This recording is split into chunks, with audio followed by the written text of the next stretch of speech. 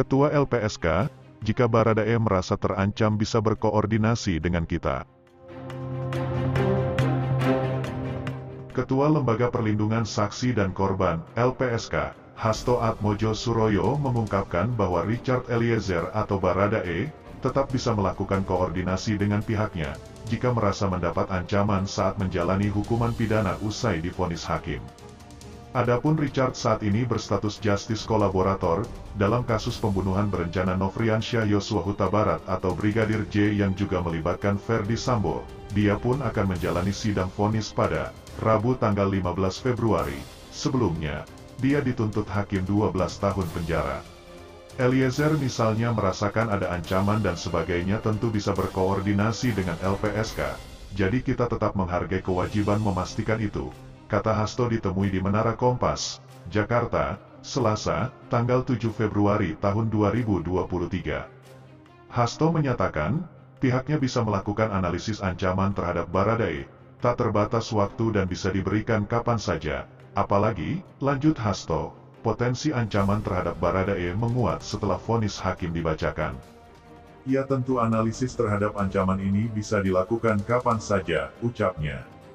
Lebih lanjut, Hasto juga memastikan bahwa LPSK akan memberikan perlindungan hingga Baradae menyandang status narapidana.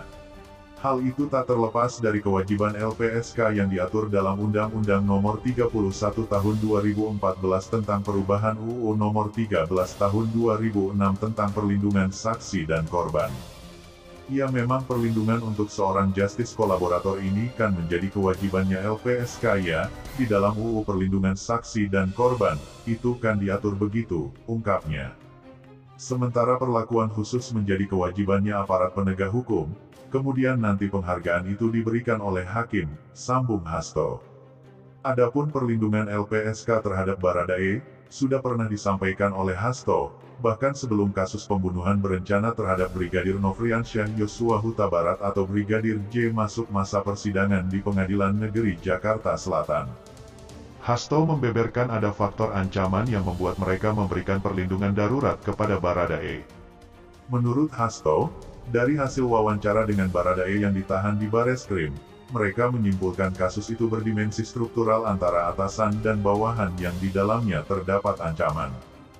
Dari wawancara dan permintaan keterangan dengan Baradae, kami berkesimpulan kasus ini berdimensi struktural dalam artian ada relasi kuasa dalam kasus ini. Jadi kami berinisiatif bahwa ini harus segera dilindungi karena ada ancaman dari relasi kuasa itu, kata Hasto. Hasto mengatakan, perlindungan darurat diberikan agar Baradae yang sudah dinyatakan sebagai justice kolaborator bisa memberi keterangan secara konsisten. Di samping itu, di mana Hasto meyakini amicus curiae atau sahabat pengadilan yang dikirimkan sejumlah lembaga swadaya masyarakat LSM, mengilhami hakim untuk menjatuhkan vonis ringan kepada Richard Eliezer atau Baradae.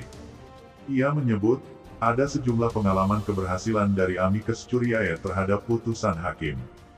Ya tentang amicus curiae ini memang satu lembaga baru ya yang sebenarnya di dalam KUHP sendiri belum dikenal, dalam sistem peradilan pidana di Indonesia.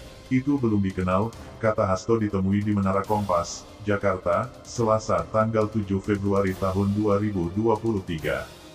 Tetapi berdasarkan pengalaman orang-orang yang melakukan amicus curiae, ini pernah dan cukup banyak yang berhasil memberikan keyakinan kepada hakim, bahwa ada keadilan di luar sistem peradilan yang itu ya, harus diperhatikan juga, lanjutnya.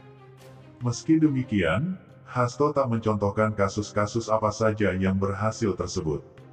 Hanya saja, menurutnya, amicus curiae berkaitan dengan suara masyarakat umum mengenai pentingnya memberikan rasa keadilan kepada Baradae.